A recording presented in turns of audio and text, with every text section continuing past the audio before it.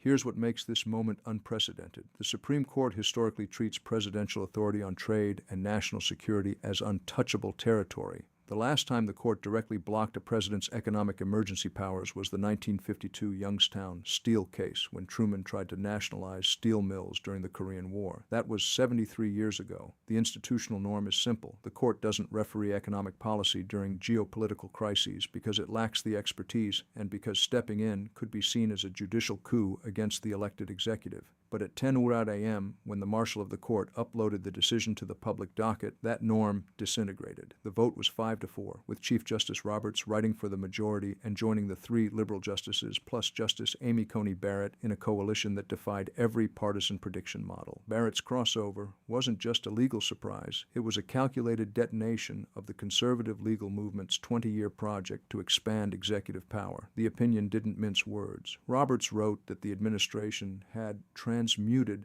a statutory grant of conditional authority into a carte blanche for economic autocracy, and that the tariffs represented taxation without representation in its most sophisticated modern form. Levies imposed without congressional debate, affecting every American consumer, and justified by a national security rationale so elastic it could swallow constitutional governance whole.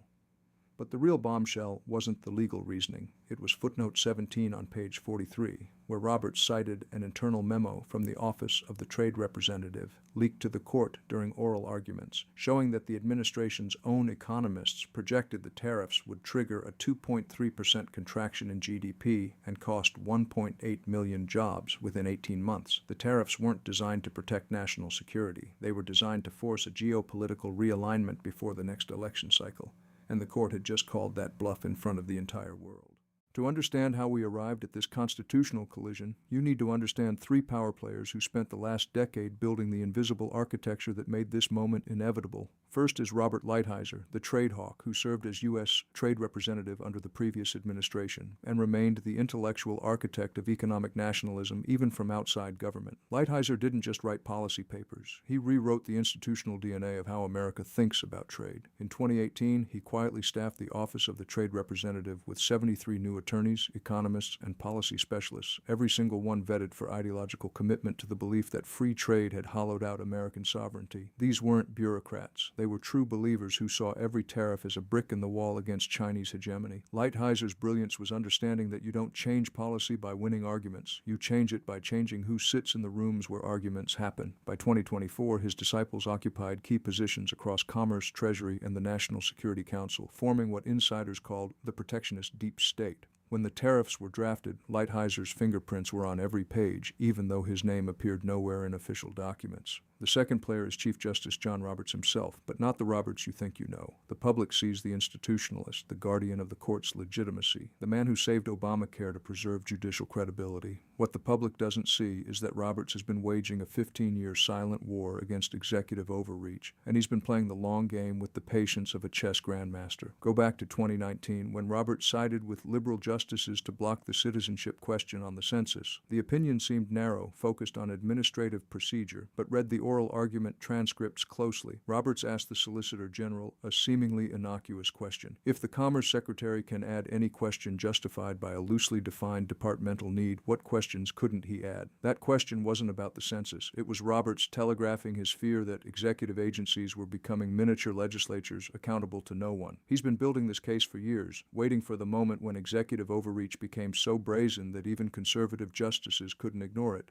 The tariff case gave him that moment. Roberts didn't block Trump's tariffs on a whim. He blocked them because he saw them as the logical endpoint of a constitutional virus that had been metastasizing since the war on terror gave presidents virtually unlimited emergency powers. The third power player is the one nobody's talking about, Katherine Tai, the current U.S. Trade Representative who supposedly represented the administration's position before the court, but who may have deliberately sabotaged her own case. Tai is a former congressional staffer who spent a decade working for Democrats on the House Ways and Means Committee before joining the executive branch. She's institutionally wired to believe that trade policy belongs in Congress, not in presidential executive orders. During oral arguments, Tai's deputy delivered what observers described as a curiously tepid defense of the tariffs, failing to push back aggressively when Justice Barrett pressed on the national security justification. More damning, the leaked memo that Roberts cited in footnote 17.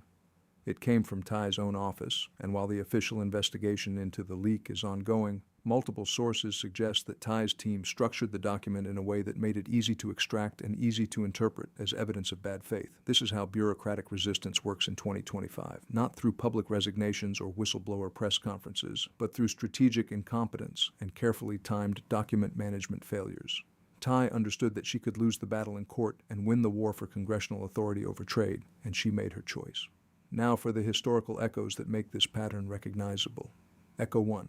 In 1935, Franklin Roosevelt tried to pack the Supreme Court after it struck down key New Deal programs. Believing that judicial interference in economic policy during a national emergency was tantamount to treason, the court responded by shifting its doctrine just enough to avoid the confrontation, the famous switch in time that saved 9. But the institutional memory persisted.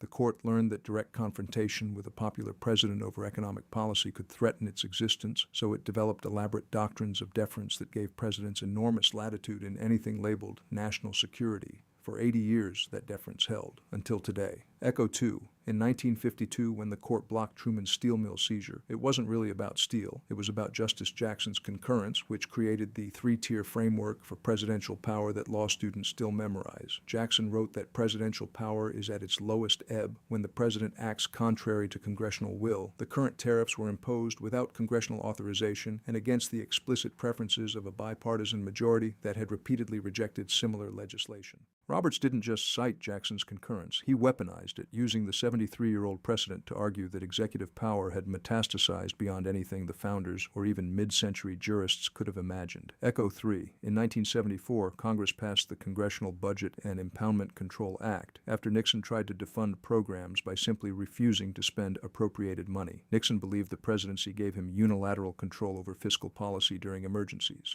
Congress disagreed and reasserted its power of the purse. But here's what's critical. The act didn't stop executive overreach. It just displaced it. Presidents learned to use emergency declarations, executive orders, and agency rulemaking to achieve the same goals without directly impounding funds. The tariffs are the 2025 version of Nixon's impoundment, a president using statutory loopholes and emergency rhetoric to bypass congressional authority over what is fundamentally a legislative function. The psychology of the institution is this: the court tolerates executive creativity until it threatens to permanently alter the separation of powers. Roberts calculated that allowing these tariffs to stand would create a precedent that future presidents could invoke to regulate virtually any aspect of the economy by simply uttering the magic words national security. The silent compliance that usually keeps the system running collapsed because Roberts decided that this time compliance meant institutional suicide. The closed-door meeting that determined the fate of American economic policy happened on February 28 at 7:15 p.m. in the Supreme Court's West Conference Room, a space so secure that it swept for surveillance devices before every sensitive discussion. Present were Chief Justice Roberts, Justice Barrett, and 2 law clerks sworn to lifetime confidentiality agreements. What we know about this meeting comes from a partial audio recording captured inadvertently when Justice Barrett's clerk failed to fully power down a digital dictation device used for drafting opinions. The 17-minute segment was leaked to ProPublica 3 days after the decision, and while the court has neither confirmed nor denied its authenticity, linguistic analysis and voice pattern matching suggest it's genuine. Roberts opened the conversation with unusual bluntness. "We have a choice between institutional credibility and ideological consistency, and I need to know where you stand before we lose both." Barrett responded with a question that cut to the heart of the conservative legal project. If we uphold these tariffs on national security grounds, what economic action can't a future Democratic president justify the same way?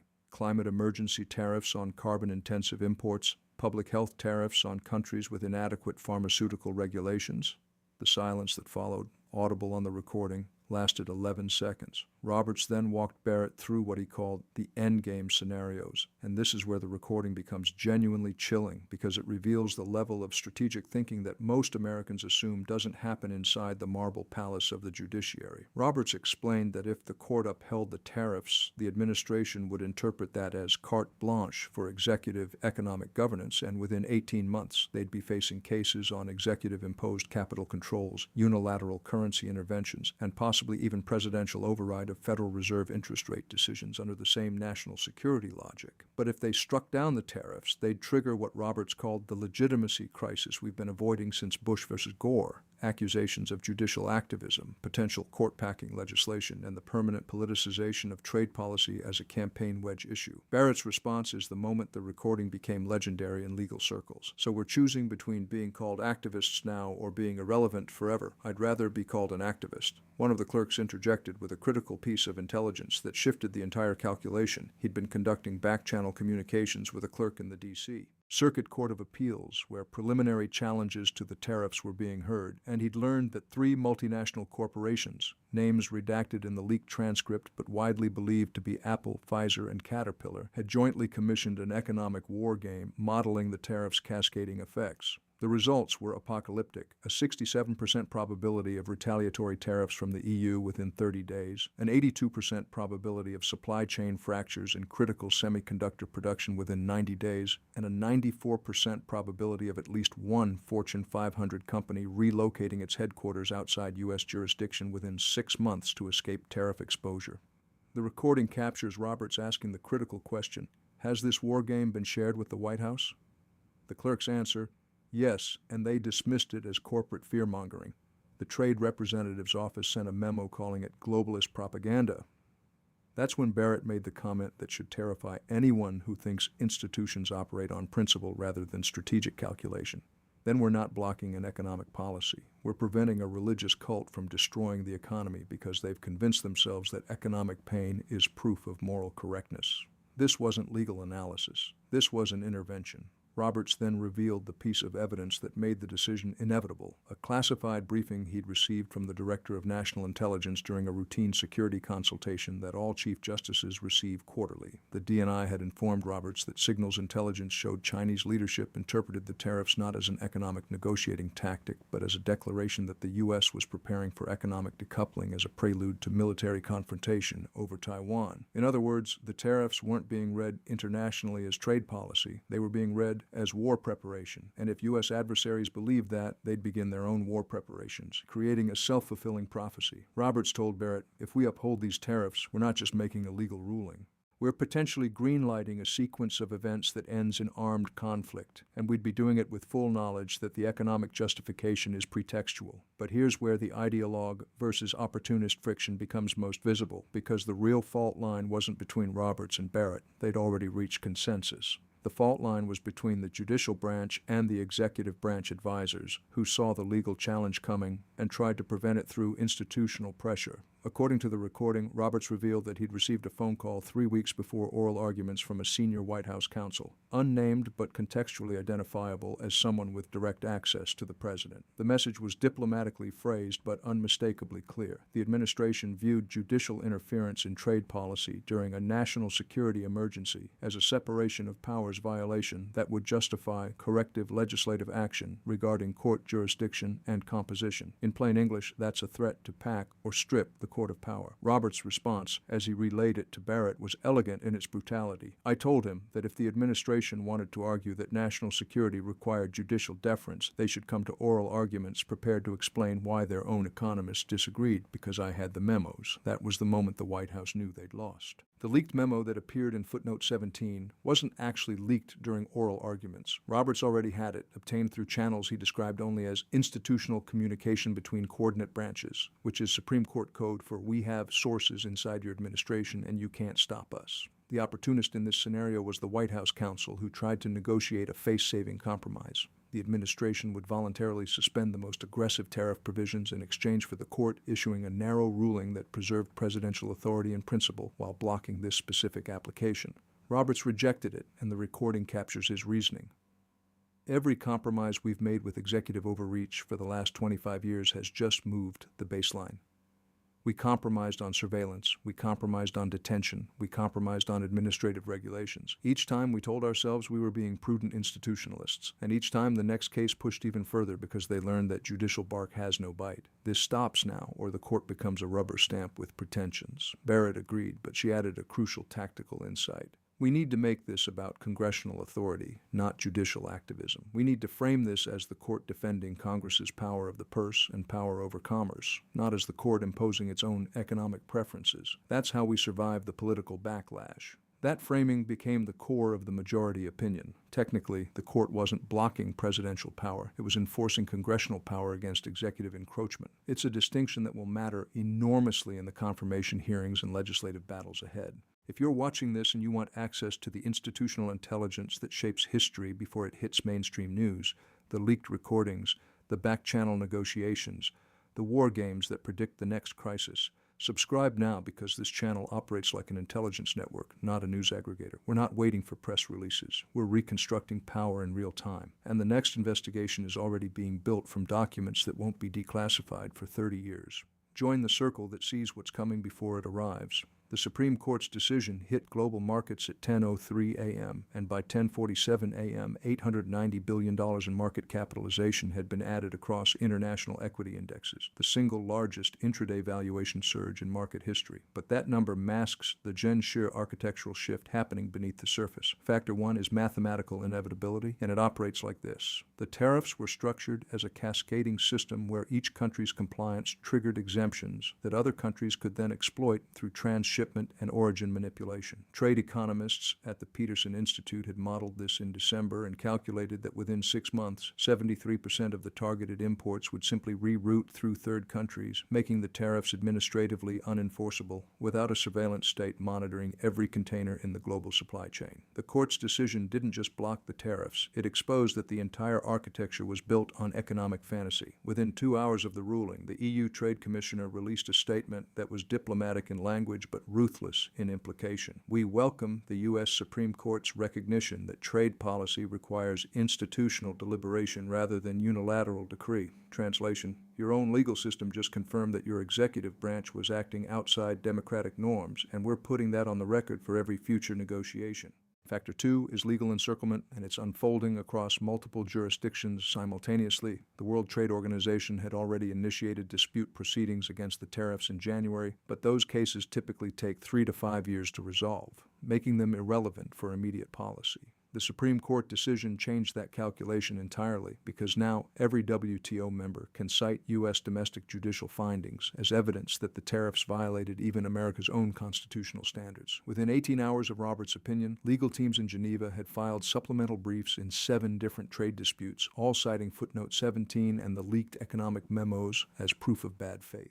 This is legal encirclement, using the target's own institutional outputs as weapons in international tribunals. Japan's Ministry of Economy, Trade, and Industry went further, releasing a white paper arguing that any future U.S. administration attempting similar tariffs would face coordinated legal resistance across all multilateral trade frameworks, which is diplomatic language for we're building an alliance specifically to constrain American economic unilateralism. The encirclement isn't military, it's juridical, and it's being constructed in real time using the Supreme Court's own logic as the foundation. Factor 3 is institutional betrayal, but not the kind you expect. The betrayal isn't Roberts turning on conservative ideology. It's the federal bureaucracy revealing that it never believed in the policy it was tasked with implementing. Since the decision, leaked internal communications from the Commerce Department, the Treasury, and even the Office of the Trade Representative show that career officials had been cataloging the tariffs' failures and building documentation trails that insulated them from future accountability. One particularly damaging email chain from a mid-level commerce analyst, dated February 3rd, shows officials discussing how to structure reports to technically comply with White House directives while preserving evidence that our recommendations were ignored. This is the deep state that conspiracy theorists imagine, except it's not a coordinated coup. It's thousands of individual bureaucrats making the same rational calculation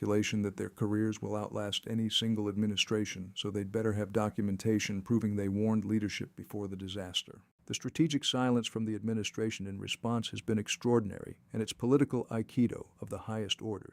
Instead of immediately attacking the court or demanding legislative retaliation, the response has been a 48-hour void of official comment beyond a terse statement that they're reviewing the decision and considering all options. This silence is tactical because any immediate response would dominate news cycles and force Republicans in Congress to publicly choose between defending executive power and respecting judicial authority. By saying nothing, the administration forces its opponents to fill the vacuum, which they're doing with increasing recklessness. Democrats are already proposing legislation to codify the court's reasoning into statutory restrictions on presidential trade authority, which could backfire by making future Democratic presidents equally constrained. The silence is also buying time for back-channel channel negotiations with key senators on whether a legislative override is politically viable, though early vote counts suggest it isn't. The Aikido works like this. Let your opponents overextend in celebration. Let them propose maximalist restrictions on executive power that their own coalitions can't support, and then position yourself as the defender of institutional balance against judicial and legislative overreach. The encirclement is real, but the escape route is being constructed in the space that silence creates. The war game for the next 30 days operates on 3 stages, each with distinct trigger events and survival probabilities that determine whether American executive power emerges intact or fundamentally restructured. Stage 1 covers days 1 through 10 and centers on the legislative counteroffensive. The administration needs at minimum 41 Senate votes to sustain a filibuster against any bill that would codify the Supreme Court's restrictions into permanent statutory law. Current whip counts show 43 Republican senators publicly committed to blocking such legislation, giving the administration a survival probability of 78% for Stage 1. But that number is deceptive because it assumes no defections, and 3 Republican senators, Romney, Murkowski, and Collins, have already signaled through carefully worded statements that they view the court's decision as constitutionally sound. If even 2 of them flip, the filibuster breaks, and a bipartisan trade reform bill reaches the floor with enough momentum to override a presidential veto. The trigger event to watch is whether Senate Majority Leadership schedules a vote on the Congressional Trade Authority Restoration Act currently being drafted by the Finance Committee. If that bill gets a committee vote before March 25th, it means leadership has the votes and Stage 1 has failed. The real danger isn't the vote itself, it's that a successful legislative override would establish the precedent that the Supreme Court and Congress can jointly constrain executive power without triggering a constitutional crisis, fundamentally rebalancing separation of powers for the first time in 8 decades. Stage 2 covers days 11 through 20 and focuses on international defection. The administration built the tariff strategy on the assumption that key allies, particularly South Korea, Japan, and India, would eventually accept bilateral exemptions in exchange for strategic commitments on China containment. The Supreme Court decision shattered that leverage because now those countries know that any exemptions negotiated with the executive branch could be invalidated by either congressional legislation or future judicial review.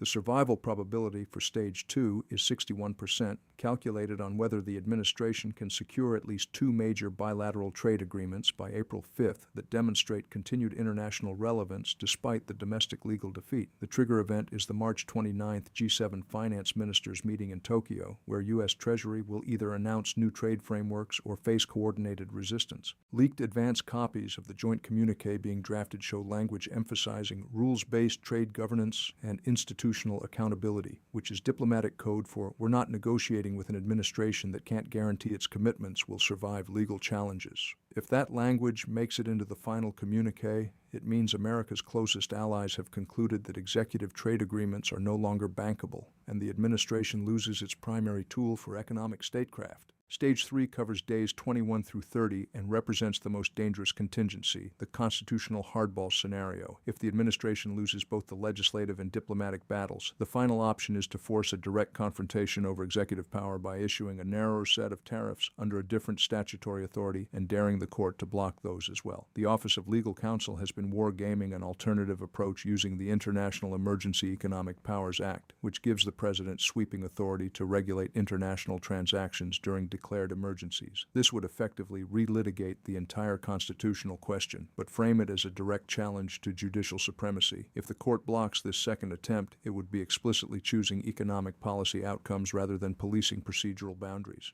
The survival probability for Stage 3 is only 43% because it requires either Justice Barrett to reverse her position or one of the liberal justices to prioritize executive power over policy preferences, neither of which is likely. But the 43% number assumes rational institutional behavior, and there's a non-zero probability, estimated at 18%, that the administration simply implements the alternative tariffs and refuses to comply with a second adverse ruling, triggering a genuine constitutional crisis where the executive branch openly defies the judiciary.